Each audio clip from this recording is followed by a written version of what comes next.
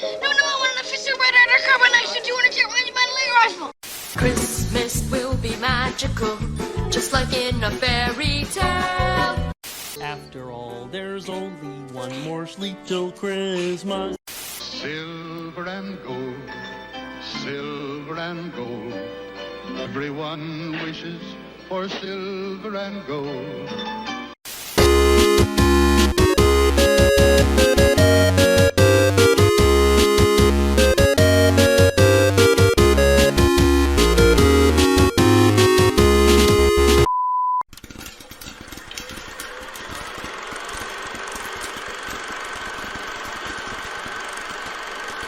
Hey everybody, Brad here, and welcome to another episode of After the Movies, my series where I talk about movies that I just saw in theaters.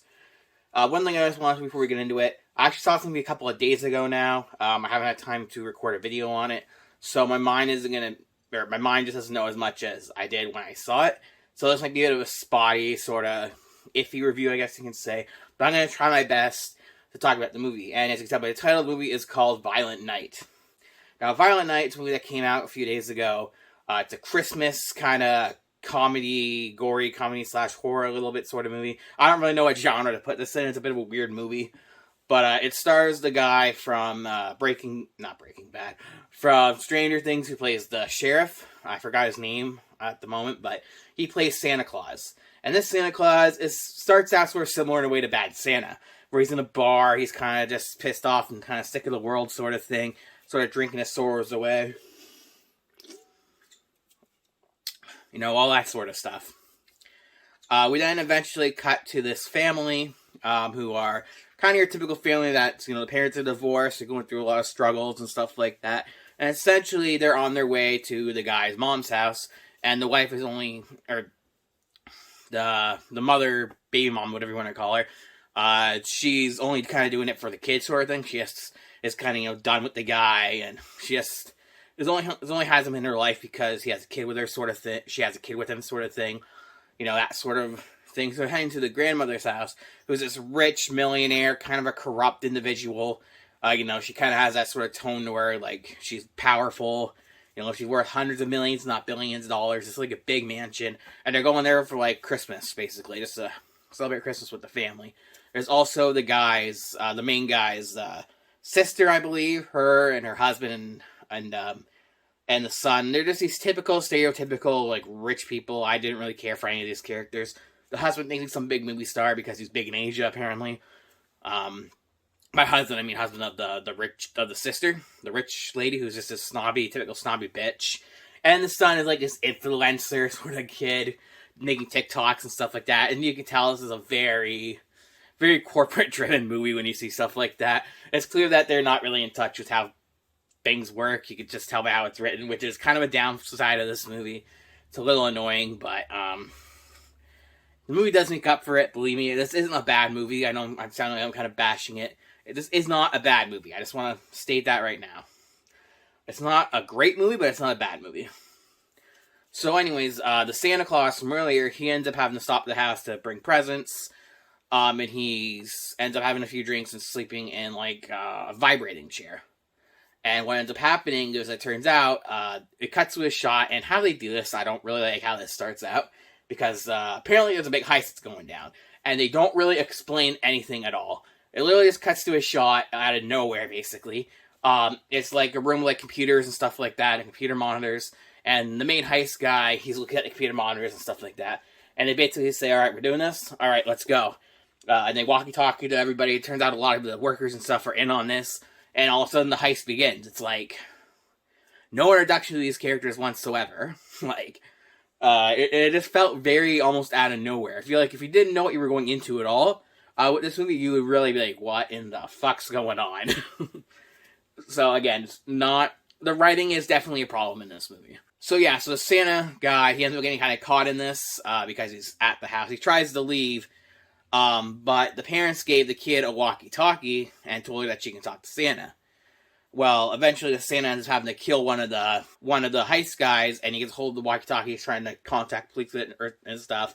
But he ends up going on a station that the little girl's on, and he ends up talking to the little girl, and he kind of starts feeling bad, and now he wants to save them. So at this point, the heist guys are sort of winning to a degree. They know everything.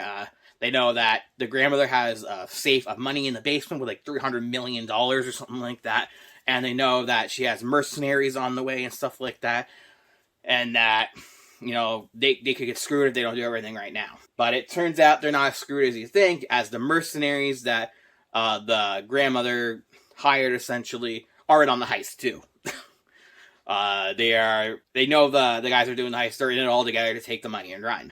They end up going down to that vault to find though there's no money, and then it starts like this whole scene of like basically beating up a lot of the family members and stuff like that.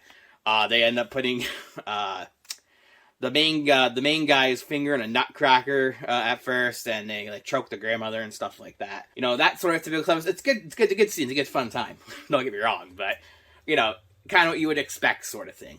The Santa Claus, one thing he ends up doing, he ends up getting shot or stabbed or something. He gets in a big fight and he's almost out of it. He ends up having to crawl over to like this like shed thing, where he ends up talking to the little girl on the walkie-talkie who convinces him basically, you can do it, Santa, you can get up, you're not done yet, sort of thing.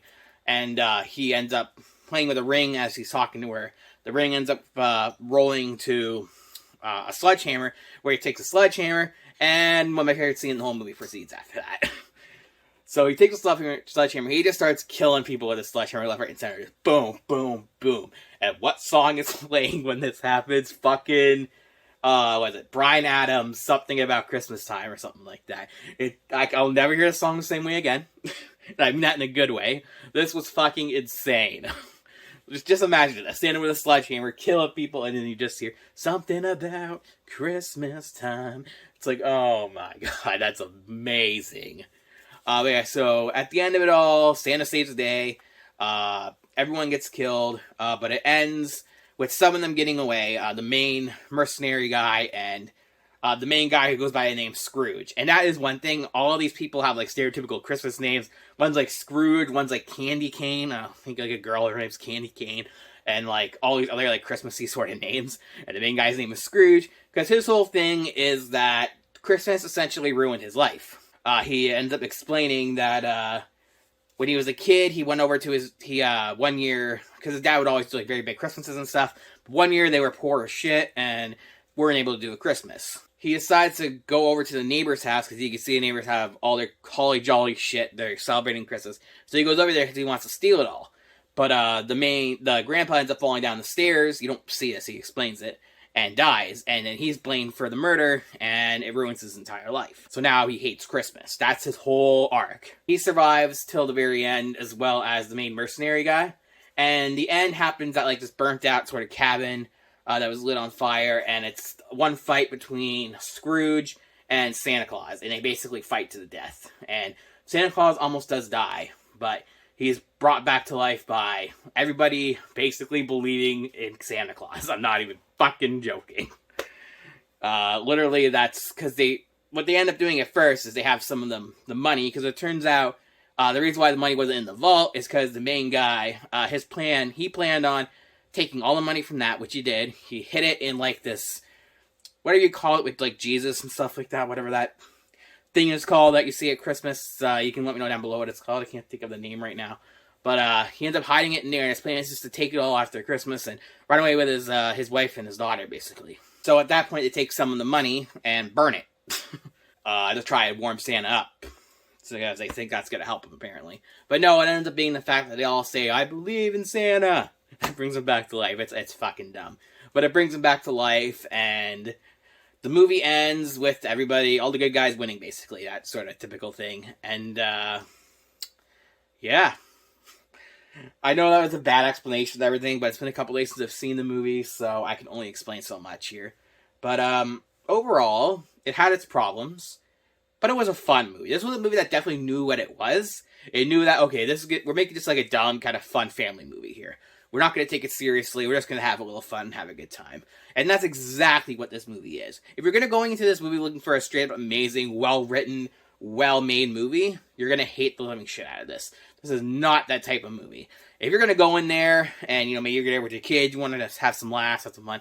I don't know if I would recommend it to this kid just because of the gore level. Or if you're just going there with some buddies, having a few drinks or whatever beforehand, you just want to watch a fun, stupid movie. perfect movie for that. Because this movie is funny, it's stupid, and it's a good time. This movie isn't too bad. I would recommend it. I give it like a 6 out of 10. In and around there is what I give it.